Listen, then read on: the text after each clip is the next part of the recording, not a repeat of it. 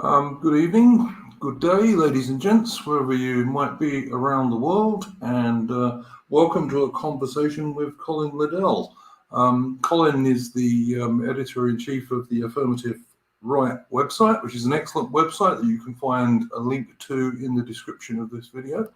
I do suggest you go and check it out. And as I usually do on these streams, I'm going to start us off with a bit of a tune. Assuming my thing actually works.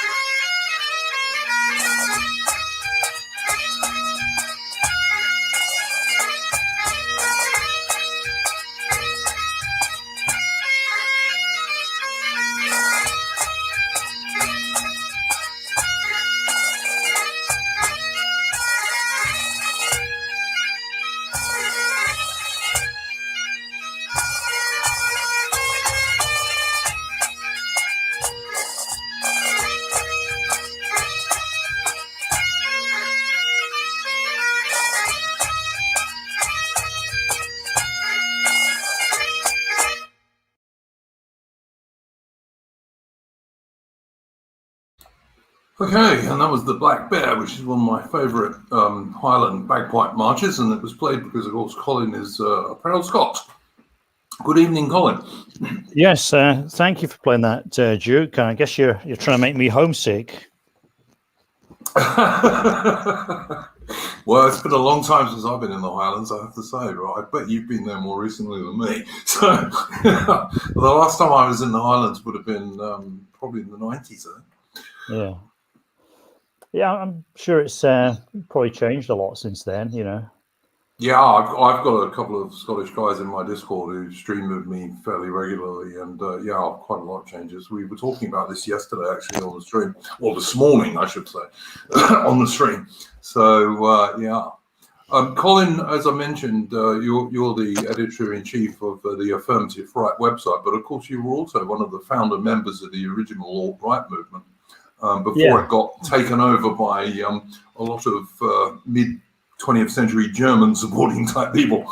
That's right. Yeah. The Affirmative Right is basically the original founding site of the alt-right, which was called Alternative Right until 2018, when I decided it was probably a good time to change the name to something different, to sort of create some distance with the unfortunate image that the Alternative Right had accrued by then.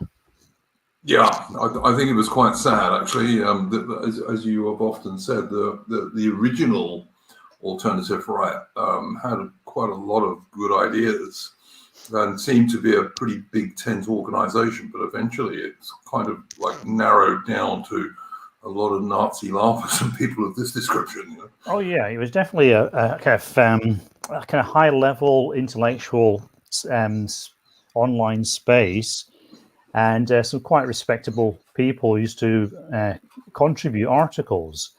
I actually won't bother naming them because they might be slightly embarrassed by the associations now, but there are quite a few people who would be considered quite mainstream, in fact, almost, who are like ready to sort of look at things in a more radical way, because obviously, there are serious fundamental existential problems with Western civilization, and I'm pretty sure quite normal people must be deep down in their hearts and minds very, very concerned about them.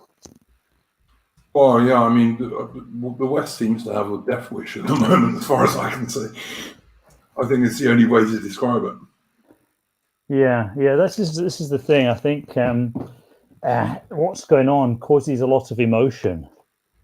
And when you have a lot of emotion, then people start to think in a very emotional way, in a very kind of subjective way, I have to say, and they don't actually, properly analyze what's going on. If you're in a sinking ship or a burning house, you don't actually stop to reflect on what's going on. You're sort of panicking. You're very emotional. You're seeing friends and loved ones going down in flames or whatever.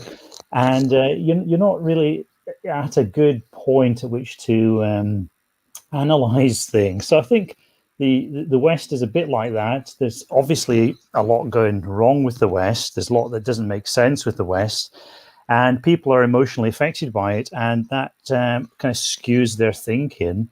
And I think the people in the dissident right tend to be the people who are maybe most aware of what's wrong with the West. Largely, most people are kind of oblivious to what's really going on. They don't really notice too much in their day-to-day lives. They don't really notice the trends and the gradual change. For most people, life looks pretty nice, pretty normal, pretty stable and secure. But for the people who gravitate towards the dissident right, we tend to take a broader focused view of things, and a more kind of forward-thinking view of things. And if you have that kind of attitude, and you think, what's going on with our society? Where are we headed?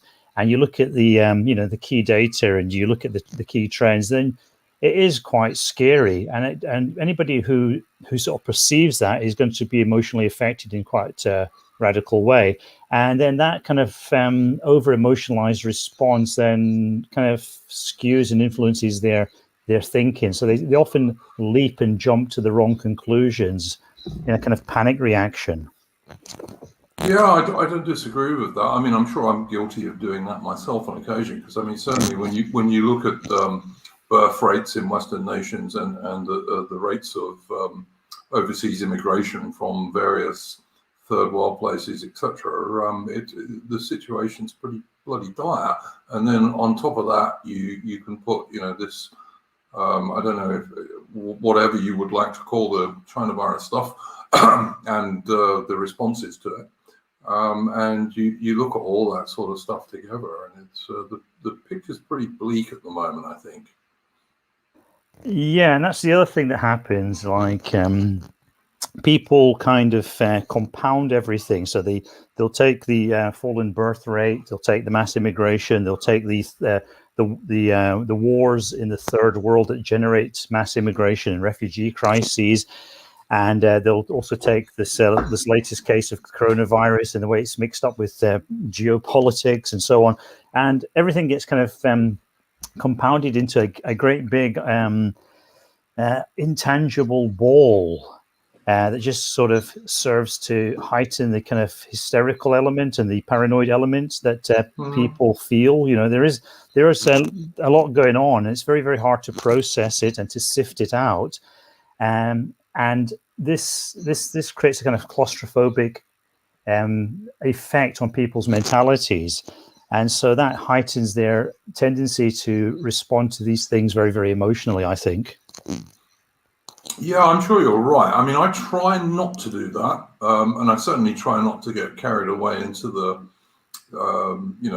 people who think the third position and what have you is the only thing we can do.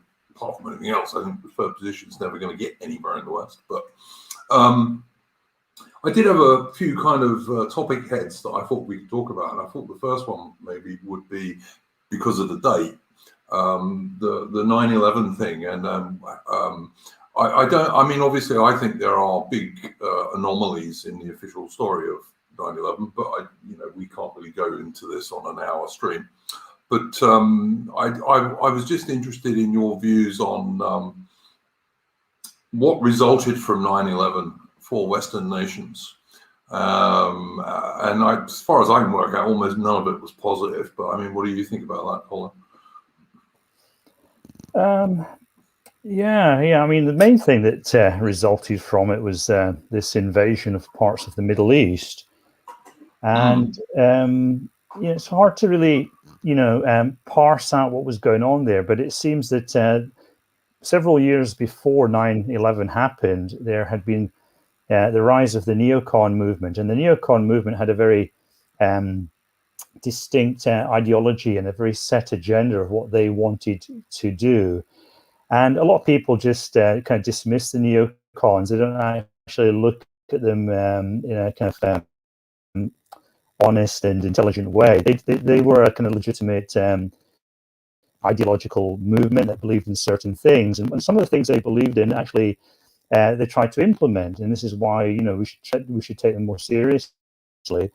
And the neocons, they genuinely believed that they could change the world in certain ways. They believed that first of all, underlying neocon ideology is this belief that humans are not really so different inherently. And this is a very old idea that runs right through Western civilization and goes back, I'm ashamed to say, to the Scottish Enlightenment, and even further back to the attitudes that the Pilgrim Fathers had towards the Red Indians in New England when they first arrived. They thought that they could actually reach these people and convert them to their culture.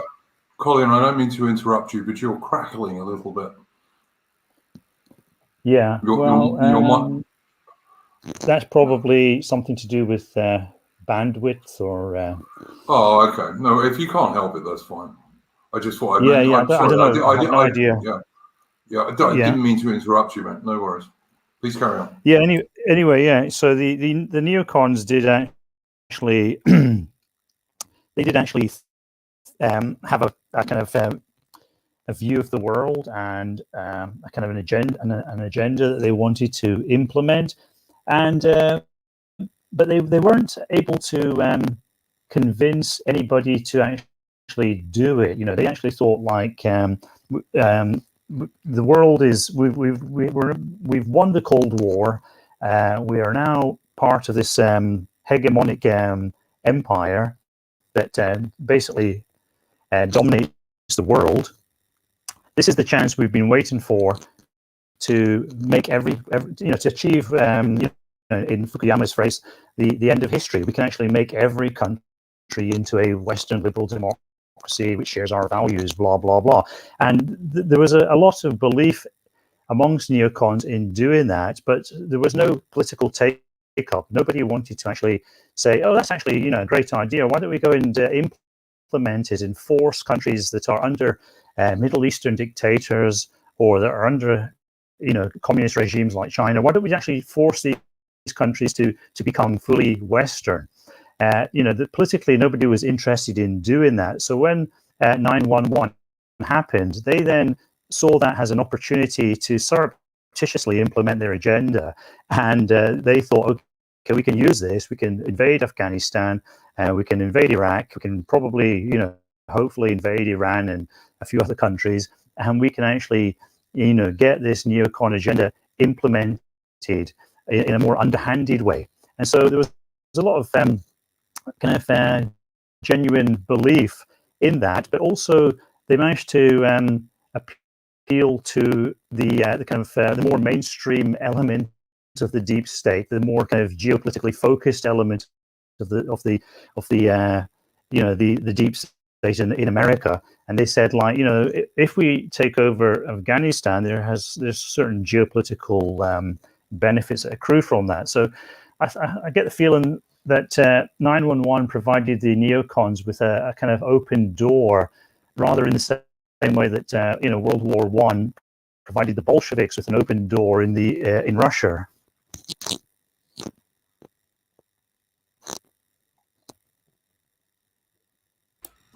Yeah, I think you're probably right there. Someone's suggesting in the chat, Colin, that maybe your mic cord is pulled out slightly. I don't know. I'm a complete boomer tech person myself, so I have no idea. But yeah, I do think it was obviously used by those guys. I mean, I remember Christopher Hitchens, who was a big-time neocon, going on about, oh yeah, we ought to invade Iraq and we ought to invade Afghanistan and all the rest of it. And even today, you get people who turn around and say, oh no, Christopher Hitchens was great, you know. And I will admit, back in the day, I quite liked him. I mean, he was a very intelligent bloke. He spoke very well, but I mean, I can't say that his political ideas were good. Any of them, really, including the atheism. I don't think that was good for most people, to be honest with you. Yeah, Hitchens. Yeah, I mean, I think there was also at the time the world did seem to be becoming more standardized. People did seem to be moving towards a general consensus of what society, morality, and life should be about. And you know, there was a lot of modernization going on. There was a lot of globalization going on. There was the culture was changing in ways that seemed to converge at a point where, you know, we'd have all this racial equality and gender equality, and people would be living their lives according to their individualist mindset and so on. You know, and there'd be also a lot more consumerism, and you know, Russia. Obviously, post-communist Russia was headed in that direction. China seemed to be headed in that direction. The West was clearly headed in that direction. So there seemed to be a lot of historical convergences going on in the period preceding 9/11. So it wasn't a completely, you know, given the situation at the time, what the neocons were trying to achieve was not some sort of completely insane idea, although it later proved out to have a lot more problems than probably anybody anticipated at the time. Yeah, for sure. I mean, what do you make of the American evacuation of Afghanistan? Yeah, well, I think they were taken by surprise, obviously. You know, how quickly the Afghan, in inverted commas, national army surrendered, you mean? Yeah, they thought they obviously thought the Afghan army would hold up for a couple of years, rather in the same way that the South Vietnamese army held up for 2 or 3 years after the Americans pulled out of South Vietnam, and they simply evaporated into thin air. And it seems like the Taliban managed to threaten and bribe their way into power in a couple of days, and it was a really remarkable thing, and it really reflects badly on America's military establishment, I have to say. And their intelligence organizations as well. Well, that's the problem. America has never really, I mean, even though America is the world's leading empire, it's never really been a very imperial nation. It doesn't have the right kind of people. It doesn't have the right kind of attitude. It doesn't have the right kind of fighting spirit. America is, given all the money it spends on weapons and given all the national pride it sort of likes to demonstrate at times, it's a very, very poor and weak military empire. It constantly gets into situations where it feels almost helpless and where it just wants to minimize casualties, and it can't really accept the challenges of being a great imperial power. I don't know. I watched the British political people going absolutely ape shit at Biden. And I think a lot of that was simply because they were trying to distance themselves from the 458 dead British soldiers in Afghanistan for absolutely no reason whatever, as we can now see. And all thousands maimed and wounded on top of that, of course. Because Britain had the second largest casualties after the US in Afghanistan. And we can all now see it was for totally sweet FA, as they used to say, Well, also, I think there's a little bit of denial of reality going on, because, what really is Britain? We're like an adjunct of the American empire. The Americans find us very useful. I mean, they use a lot of our overseas territories, which we still have, like Diego Garcia. They use us for moral and diplomatic cover. We're like the little attack dog of America. So, if we get involved, then the Americans can kind of claim to their own populace, which, the American populace has quite strong isolationist tendencies. And so it's very, very important for the Americans, whenever they get involved in some kind of overseas ruckus, to pretend that they're just part of the international community, inverted commas. And that's where Britain comes in. We provide them with a lot of cover in that sense. As long as Britain's tagging along and maybe one or two other little countries, it makes America look better to Americans. I do think the so-called special relationship is largely a nonsense, because it's a one-way street largely. I mean, and if you don't believe that, just look at the Suez thing in 1956. There was no American backing for the Brits, none at all. So quite the reverse, in fact. So I see what you're saying, and yeah, I'm very skeptical about the so-called special relationship, and I think it tends to work in America's way rather than Britain's way 99% of the time. Yeah, it's quite funny, the Suez crisis, because we always in the Dissident Right, we always hear about how America always slavishly serves the Jew. Yeah, and then yeah, in the Suez crisis, what are they doing? They're trying to help the Arabs more than anybody. Britain and France were involved in Suez, but also the Israelis were on our side. Yes. And it was the Americans who told Britain and France and Israel to get back in their box, and we promptly did. Yeah, I think Winston Churchill came out with the best quote about that. He said about the Suez crisis that I wouldn't have dared, but had I dared, I wouldn't have dared stop, which is what Eden did, of course, was stop. And I think that was the best thing. I mean, had Eden turned around and said to the Americans, well, tough, we're still going to do this, the Americans in the end would have had to have backed the Brits, because they couldn't afford not to at that stage, with the Russians, etc. Yeah. The tail could possibly have wagged the dog at that stage, but that's a very complex historical question that would have to be looked at in some detail. But I think just economically, the Americans could threaten us with quite a lot of damage. So our economy was rather frail. Yes, our economy was rather frail at that point. Yeah, it was, but I think had Eden been a bit more like Margaret Thatcher and just gone to the American president and said, look, we're your number one ally who you really can't afford to lose, which is actually true, they would have had to have come down on the Brit side. But I think Anthony Eden had a lot of faults. Mm-hmm. I mean, Eden almost alone was responsible for driving Mussolini into Hitler's arms in the 1930s. Because he decided it was a big deal that Italy was invading Abyssinia, which is now Ethiopia. And that was not of vital interest to Britain at all. You know, the British and Italian colonists in that part of the world got on great. It was like, we didn't care, but Anthony Eden did for some strange reason.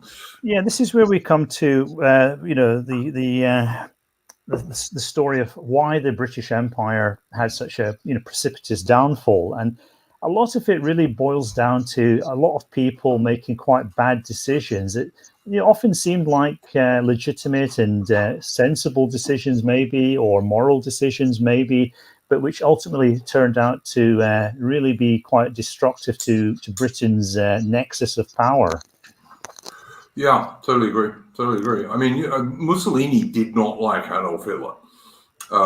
When Germany sent troops into Austria for the Anschluss, Italy sent troops into the Alps.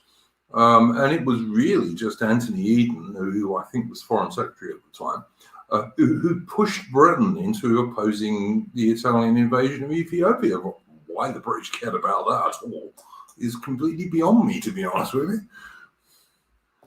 Yeah, actually, it works against British interests, because if there are, I mean, Britain at that time, a lot of its power was basically based on it being a major colonial empire, and having free African states existing, actually, it served as an example to African people that yes, they could actually run their own affairs, or they could have their own rulers.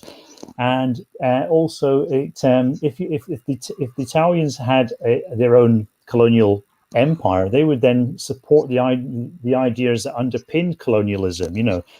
The same thing, which is also the reason it made sense to maybe give Germany back some of its colonies after World War I, because if all the main European powers are complicit in colonialism, then that creates a much stronger block of interest.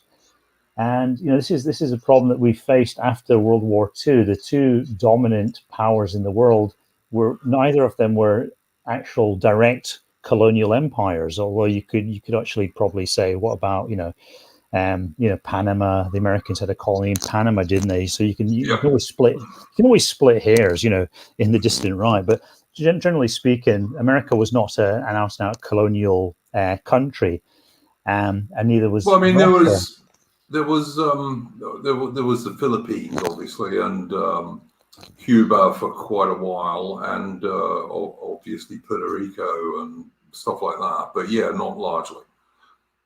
Yeah, even with the Philippines, they were working towards Philippine so-called independence, and what the Americans were probably more interested in was a form of what's often called neocolonialism, where countries are technically independent, but you use economic influence and diplomatic influence to kind of push them along in your direction. Yeah, sure, for sure. Colin, I don't know, I presume you, because I know you've been traveling and what have you, but did you see the Biden speech on the China virus vaccines, and also the George W. Bush speech the other day? Have you seen either of those?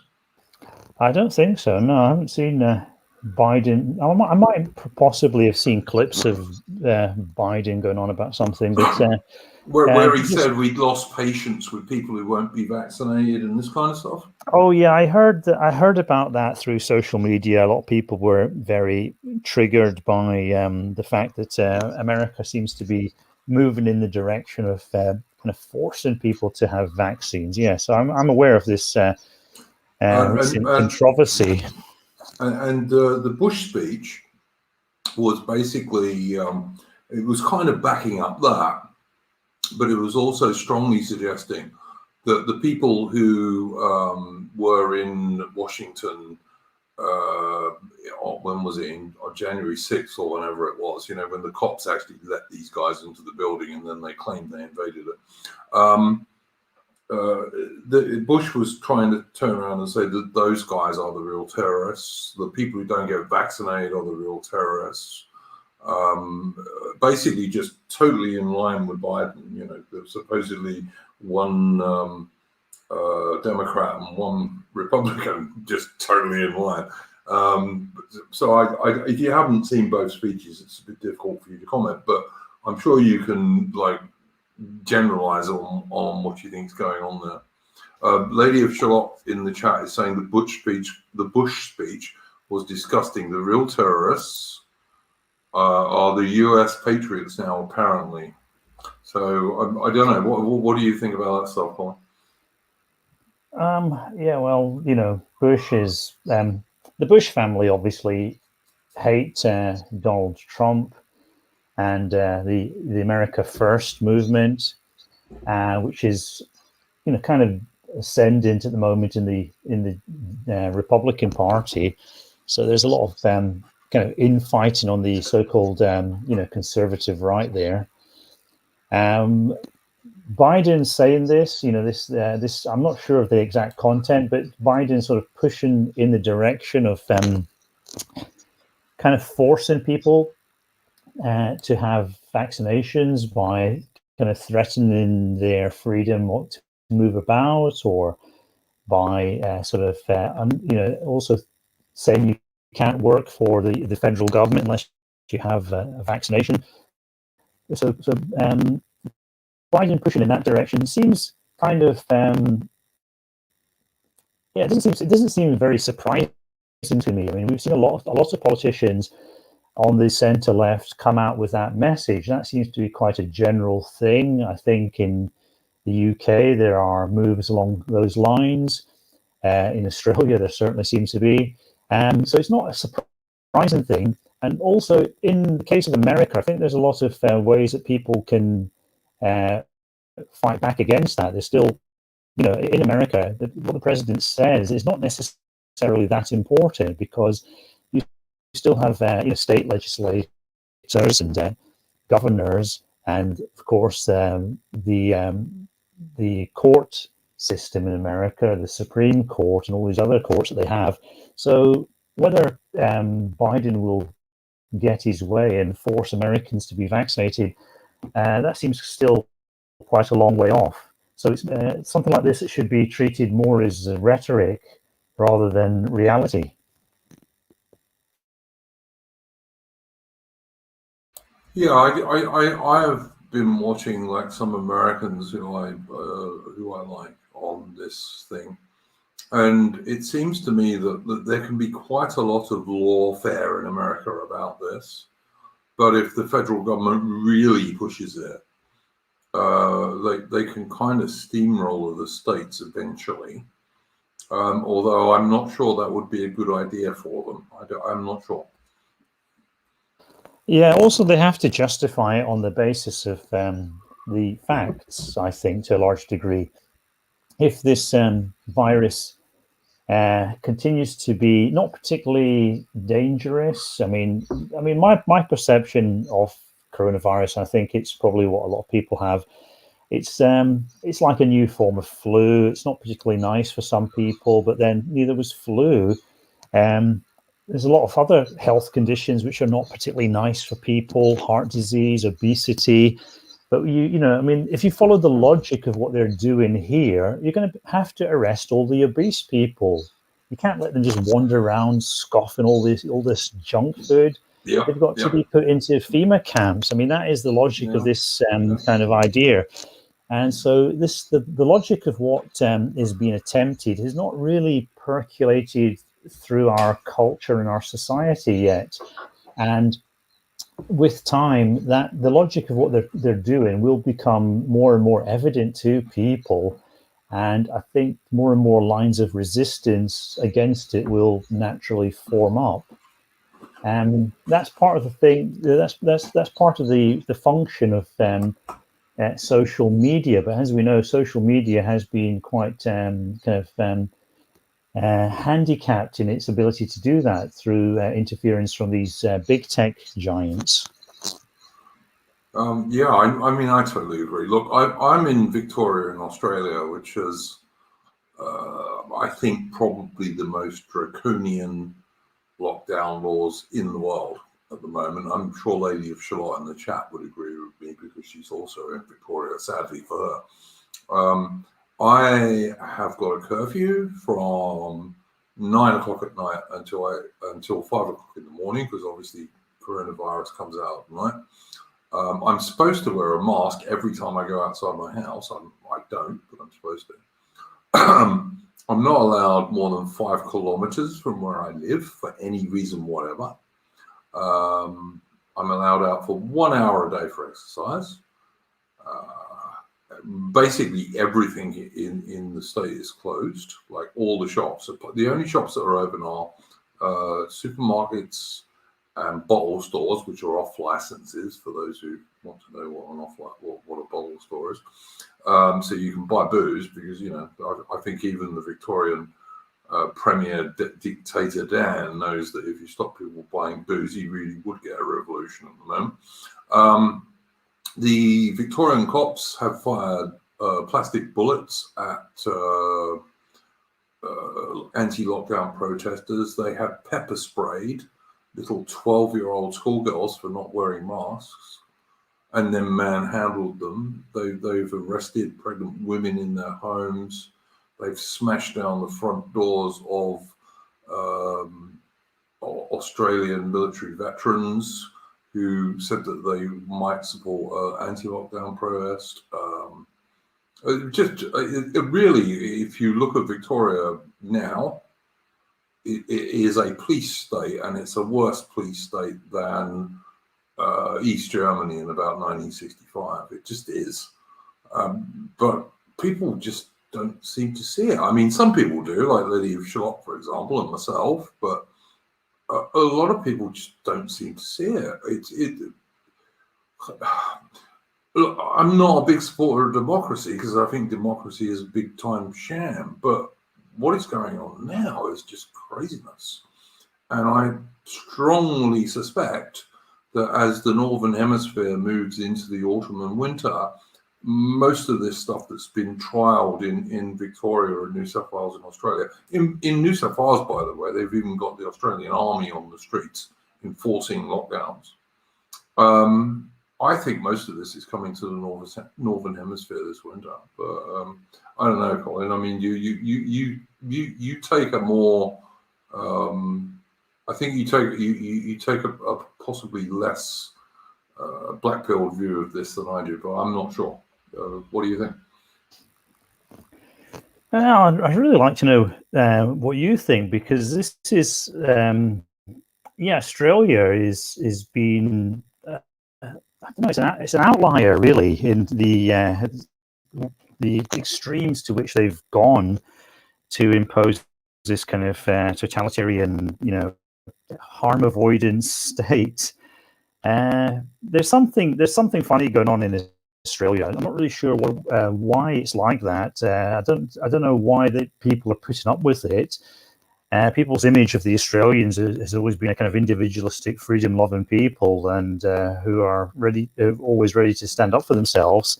And in this case, they seem to be, putting up with this. And the police are kind of enforcing it, but that should be sparking up a reaction against this heavy-handed enforcement, and you don't really see that coming. And I've seen nothing else comparable to that anywhere else in the world. I mean, there's a lot of places where you might expect to see that. I mean, everybody would have thought before the COVID outbreak that probably Sweden would have been like that, but Sweden went in completely the opposite direction. They actually had a lot less restrictions in most places. So there's something quite queer going on in Australia, it seems, and it's kind of baffling to outsiders. And I think the people in Australia have to really kind of do a lot more work and analysis of what might possibly be driving this particular weird form of hysteria. Well, look, what I'd say to that, Colin, your Australian mate who you have on Affirmative Right, I'm sorry, I can't You're talking about Richard Wollstonecroft. Yeah, yes, indeed, yes. He has said, and I believe this, and I know Lady of Shalott believes this, that Australia, because bear in mind, we're just coming out of our winter down here, and obviously you know this because you're in Japan. We have all said, and I think Mr. Wollstonecroft has said the same thing, that Australia is being used as a test for what the Northern Hemisphere Western nations can get away with this winter. I mean, obviously time's going to tell on this, but I strongly suspect that is actually what's going to happen. Yeah, I don't know. It's I've heard this theory that it's just a test for for wider application, and it's sort of nice to know that the evil global elites who supposedly rule us take the trouble to kind of test out some of their policies beforehand, just to make sure there's not too many problems with them. And I think applying something in Australia and then applying that, and then as a test, and then later applying that in somewhere like the UK or America would be a bit pointless, because they're very, very different societies in lots of ways. And if something worked for the so-called globalist evil elites in Australia or New Zealand, but it didn't, it wouldn't necessarily mean that it would work elsewhere. So I don't really buy into that theory that they're testing it out. I think there's some sort of weird, quite specific factor that's local to Australia that must be kind of causing this. I mean, Australia, before the coronavirus caused all these problems, Australia was always quite famous as a country that was really paranoid about people bringing certain things into the country, like certain forms of animal or plant life. And they've got a very unique ecosystem, which is based largely on marsupials and deadly spiders and snakes. And they seem to be very concerned with protecting that ecology from outside influences. So there's a kind of weird element in the Australian mindset that you sometimes catch glimpses of, and also Australia is a very weird society in another way. It's a very isolated Western society. Most Western societies are closer to other Western societies. America is close to Canada. Canada's not that far away from Northern Europe, and so on. And so most Western societies tend to cluster together, whereas Australia and New Zealand are way off on their own, quite isolated from the rest of the Western world. And that kind of probably feeds into the psyche in very, very difficult to fathom ways as well. Yeah, I think you might be right about that. But I mean, I would just point out that in Victoria, where I live, which, as I say, has got the most draconian lockdowns anywhere in the world, there have been precisely, even according to very dodgy government figures, 3 China virus deaths in 2021. And I think something like 157 people have died on the roads. I mean, it's completely out of all proportion. But because the mainstream media is totally in line with this narrative, you never hear anything about the protests. When you do hear about the protests, they're being vile, and there's hardly any of them, which is both not true, because like many of the protesters are women, for example, for a start. And they always like downplay how many people were there, but because the mainstream media is this total wall of agreement, most normies don't even get it. And I still see people every time I go out my door and I take my little dog for a walk, people in the car on their own wearing a mask. It's just insane. It's totally insane. But yeah, I mean, obviously time's going to tell what's going to happen there, but I strongly suspect that a lot of the stuff that's being used in Australia now, it is going to come to the Northern Hemisphere in the winter. I mean, as I say, time will tell, I guess. Yeah, but the problem is, like, none of this makes sense already. There's something weird going on in Australia. So they're testing out something which shouldn't even work. They're testing out this very heavy-handed approach to harm avoidance that should be really causing quite a backlash. And whether they're testing it out to implement it in the Northern Hemisphere later is beside the point. This whole thing shouldn't be working in Australia. It should be working in New Zealand. And I'm pretty sure it's not going to work in America or anywhere else they try it out. Unless the coronavirus starts killing, droves and droves of people. Yeah, I would just say, Colin, that there is a big backlash in Australia, but it's never reported in the mainstream media. It's just never reported. Like they'll say there were a few dozen people when there were thousands. They'll say there were 1,000 people when there were 25,000.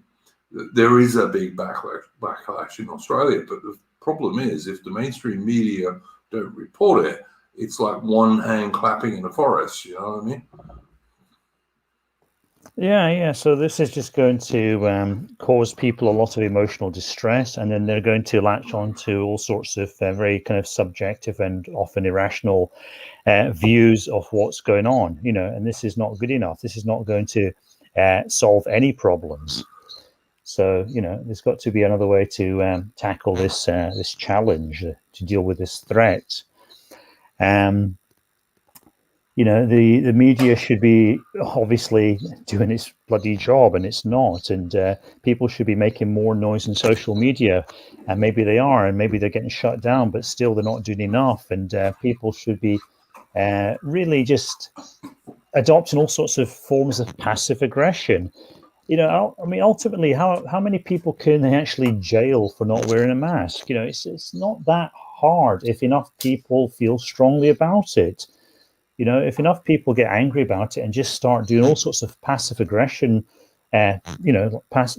just passive disobedience all over the place, then the system won't be able to cope with that, and they'll have to just admit defeat, and the media will have to actually start reporting both sides of the debate.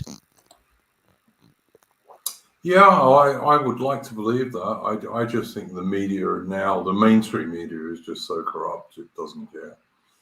But yeah, all right. Let's kind of change direction a little bit, Colin, if you don't mind.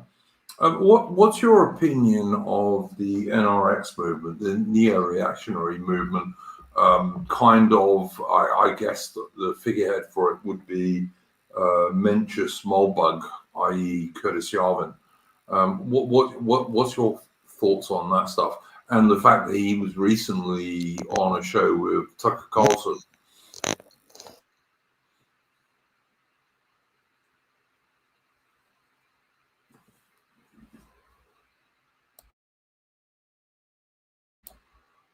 Colin, you're muted. Yeah, the NRX movement. I think the NRX movement is has always been an integral part of the dissident right, and several years ago it was kind of more or less part of the what was known as the alternative right, and whereas the alternative right focused on various themes like human biodiversity and gender and race and things like that. NRX was much more interested in kind of reviving certain past forms of government. I mean, a lot of NRXers believed in, were outright believers in monarchy and absolute monarchy, not just constitutional monarchy and things like that. So NRX has always seemed a little bit kind of Dungeons and Dragons to me, a kind of, kind of a bit LARPy, LARPy kids who got bullied at school and who escaped into a kind of fantasy world of Dungeons and Dragons and knights and princes and so on. But there was nothing particularly wrong with them, because lots of NRX people were quite intelligent, and they have some quite interesting input and theories from time to time. But overall, I always felt they were a little bit on the LARPy side. What about Curtis Yarvin, aka Mensch Smallbug, recently being on the Tucker Carlson show? Yeah, that is interesting, because you would think that people like him would be on a kind of list somewhere, like do not touch, do not invite on your mainstream shows, and then there he pops up on a one of the big mainstream shows. Yeah, so it is interesting. It might just be Tucker is a genuine fan of his. That's quite possible. I mean, because Tucker definitely has some kind of interesting backstory. I think he has a kind of interesting. If you dig deep into Tucker, he's a little bit more red-pilled than people might expect. Do you think he has? I know some people want him to have. Do you think Tucker has political ambitions, perhaps? Probably not. I don't think he would really. He doesn't seem to be the type to really, go into politics. I think he's got his hands full just, doing his show. And if he actually went into politics, he'd face a lot of heat. People would look into his life a lot more intrusively. There's a lot of problems that come with going into politics in America these days. So I get the feeling that probably he won't, but I could be wrong, of course. I don't know the full ins and outs of Tucker Carlson's inner zeitgeist or whatever, so. Yeah, this is a good point. Molbug described himself as an international Jew on Tucker. He did, actually. I remember that. I mean, Molbug, Curtis Yarvin, has never pretended to be something he's not, to give him his due, and he's always said his yes, to give him his due. You said to give him his due. I meant Jew. Yes, I know. But yeah, he's always said that his parents were in the Foreign Service and his grandparents were American communists. He's always said that. I mean, so.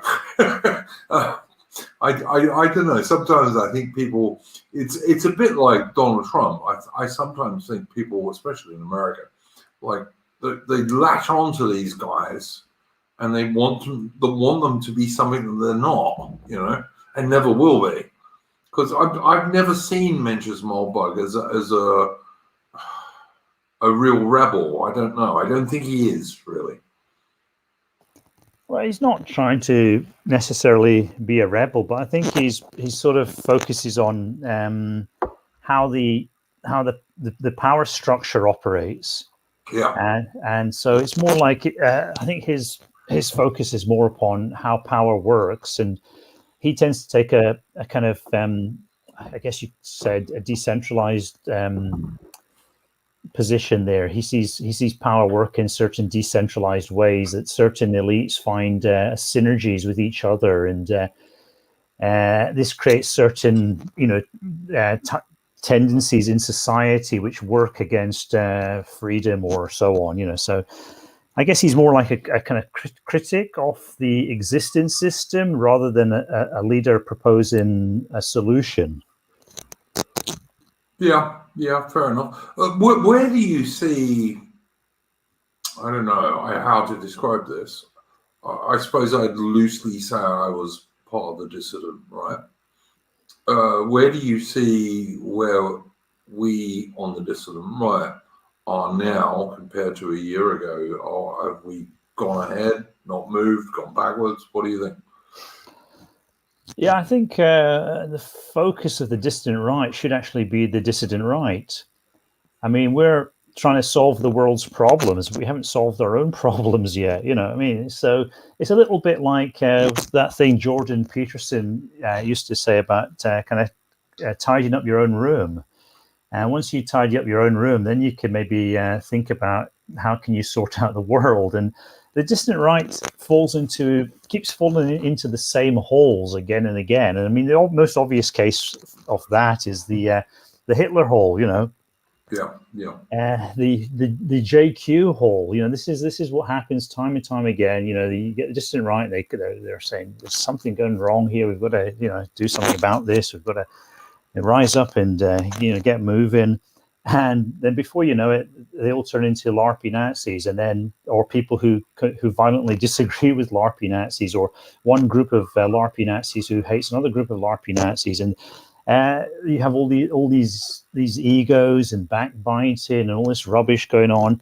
And so obviously the dissident right is in a very, very deeply dysfunctional state. And there are reasons why it is like that. You know, there are reasons that fuel that kind of dysfunction. It's not a very rigorous movement. It's not a movement that pays attention to facts. It's not a movement that pays attention to logic. It's a movement that is focused on personalities. It's a movement that is focused on feels. So all those kind of very salient characteristics of the dissident right are the reasons why it keeps failing. And the only way to deal with that is the movement has to become much more aware of its failures and its negative characteristics, and it has to address those. That's something I try to do to some degree with the Affirmative Right site. You know, although, you know, the Affirmative Right site exists for as an intellectual space covering a great variety of issues and approaches, and it's not a single issue kind of site. You have some great articles on the Affirmative Right. I mean, as I said, it's linked in the description. People in the chat, please go and check it out. And not everybody's on the same page. There's you know, like some people who believe in all sorts of outlandish theories that right there. There's some people who are, you know, more level-headed who right there. You know, so. And there's some people who say one thing that contradicts something else somebody else says. So it's not I mean, it's not just like my particular vision and everything has to fit in with that. I have my very specific vision, but I'm quite happy to publish people who maybe disagree with my vision, and, you know, if it's well written or they say something interesting, because, you know, it's a pretty broad tent. I read it quite regularly. People's opinions and visions change all the time, and one of the ways we do that is by coming into contact with people who disagree with us. You know, this is very, very important. But I think we're reaching the point where we see that the dissident right isn't working because of its salient characteristics, and I've already, you know, highlighted what those are. Did you, Colin? Did you watch the debate between the two very famous guys on the dissident right? He had a wonderful moustache on that debate. I'm trying to remember their names now. They're both American. One of them is Jared Taylor. And E. Michael Jones. Yes. Did you watch that? What did you think of it? No, I didn't watch that because it would have been very, very boring for me to watch that. I kind of, you know, I already knew what E. Michael Jones is going to go on about, and I already knew what Jared Taylor's going to go on about. So I thought I'd spare myself the trouble, you know. I thought Jared Taylor was more reasonable, and E. Michael Jones, like halfway through it, turned it totally into a JQ thing. So, you know, I don't know. I've got to tell you. No. If that's the best the dissident right has to offer, then, you know, just forget about it. Go and become a leftist or something, really. You know, E. Michael Jones, he has this kind of nutcase theory about he's not actually opposed to Jews. He's opposed to something, I guess you could call it. It's like it's a bit like Evola's theory. You know, he believes in this spiritual Jew. So you can be a Jew, but you can, as long as you become a good Christian, you're fine, you're great. But he believes in this weird idea of spiritual Jewishness, and this is the ultimate evil in the universe. And so he says, I'm not an anti-Semite. I don't hate Jews. I hate this Jewishness that some Jews have, because they reject the logos of the Catholic Church and blah, blah, blah. And he also believes that anybody who becomes Catholic can fit into his ideal society. And that includes people from, all sorts of, sub-Saharan parts of the world, etc. And so he has no problem with, mass immigration from the third world, as long as it's, Catholic mass immigration. And then Jared Taylor, he's fine in some ways, but he's got quite an arid and narrow critique, and it's all about whites are kind of like a victim class now, and we just got to stop the immigration, and if we stop the immigration, society will be wonderful. And you see people like Greg Johnson at Countercurrents, they basically have this view: we've just got to stop the immigration so that we can.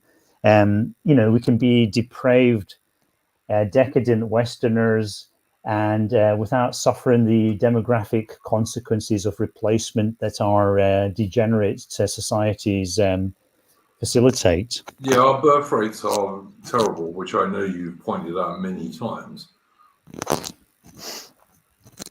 Like, Western, even if we did stop mass immigration, our birth rates are way below replacement rates, and I know you're one of the few people, Colin, that's actually pointed that out. So, it's sort of simple, but it does need pointing out. Because you can get a nationalist party in tomorrow. Okay, we're going to shut down immigration. We're going to maybe even repatriate a few people who we don't think really are suitable to live in our society. But if you have a 1.5 fertility rate per woman, you have 25% depopulation per generation. That's going to crash the economy. That's going to suck in a lot of people one way or the other. Eventually, it's going to collapse. It's not a feasible thing. It's like anti-immigration is like one wheel of the bicycle. Pronatalism is the other wheel. Unless you can achieve both of those goals, you don't have a viable state, and that is so blatantly obvious. And this is the reason people don't have kids, is because basically people don't want to have kids. This is something that needs to be pointed out. Western women, they say, I want to be a mother someday. Yeah, I love children, like that, But when it comes down to it, they're quite happy not to have kids, or to have one kid, or to have not enough kids, And the end result is that all this freedom and free choice and individualism that we've been given, and which we've actually, wanted, most people are actually squandered. Yeah. Most people want it. They want this. They want that individual choice. And when they get it, what do? Collectively, as a group, they commit suicide. And of course, suicide rates have been going through the roof with lockdowns and stuff, but of course, nobody talks about that.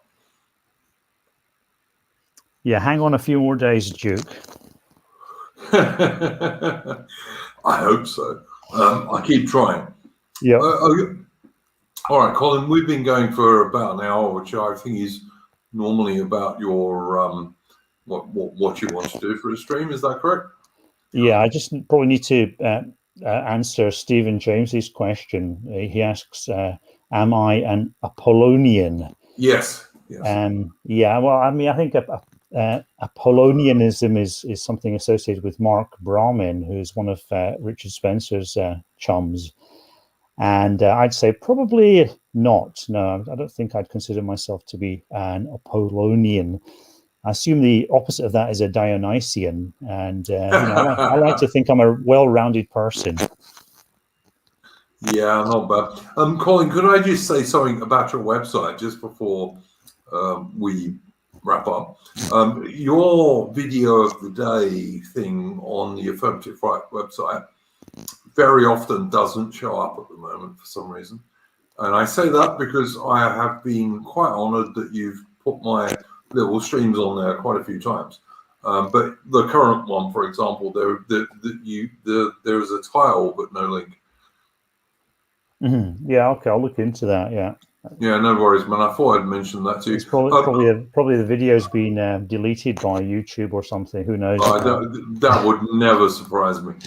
Thank you very much for coming on, Colin. As always, I'm going to play us out with a tune, and because you're a Scotsman, it's going to be a Scottish tune. So, all right, thanks for that. I'm going to do that.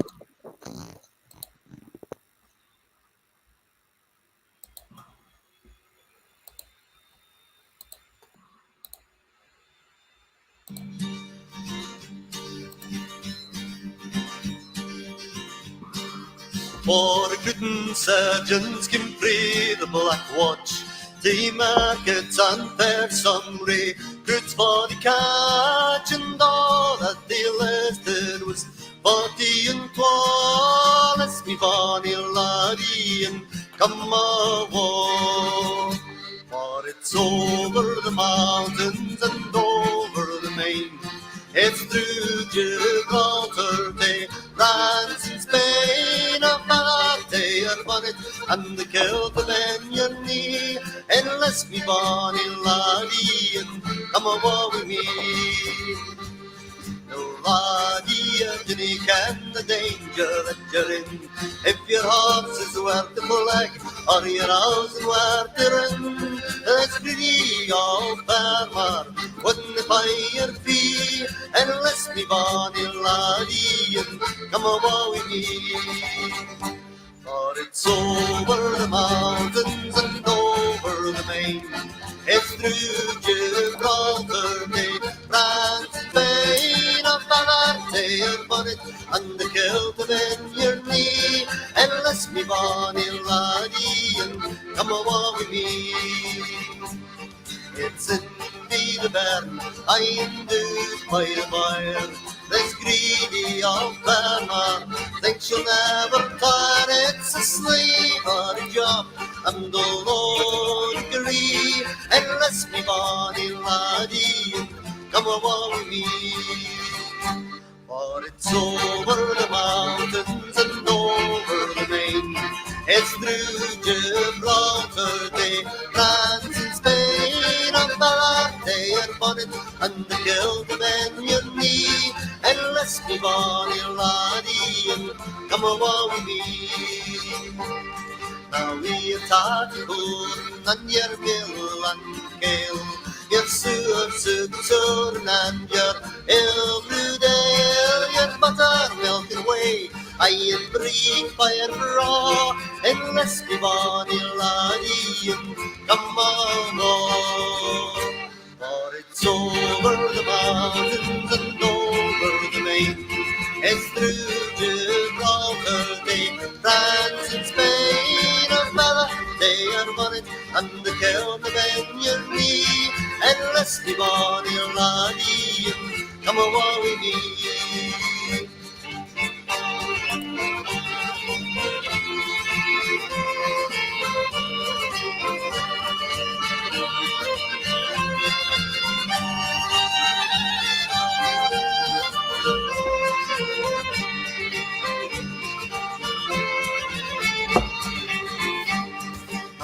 You got the bed and the sweetheart on the man, you'll easily get rid of that ill-spun yarn, the rattle of the drum, I and that'll end it all, and let's be bonny laddie, and come on home. For it's over the mountains and over the main, it's through Gibraltar, they France and Spain, a fella, they are bonnet, and the kilt of in your knee, and let's be bonny laddie, and come away with me.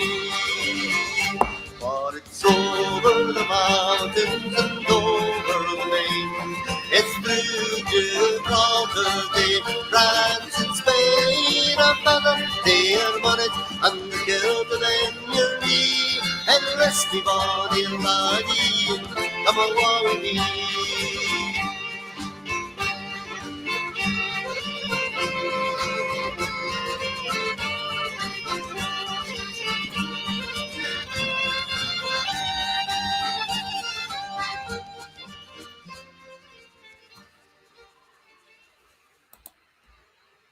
There you go, guys. That was Twa Recruiting Sergeants, about the 42nd, the famous Black Watch Regiment, and a fine traditional Scottish tune.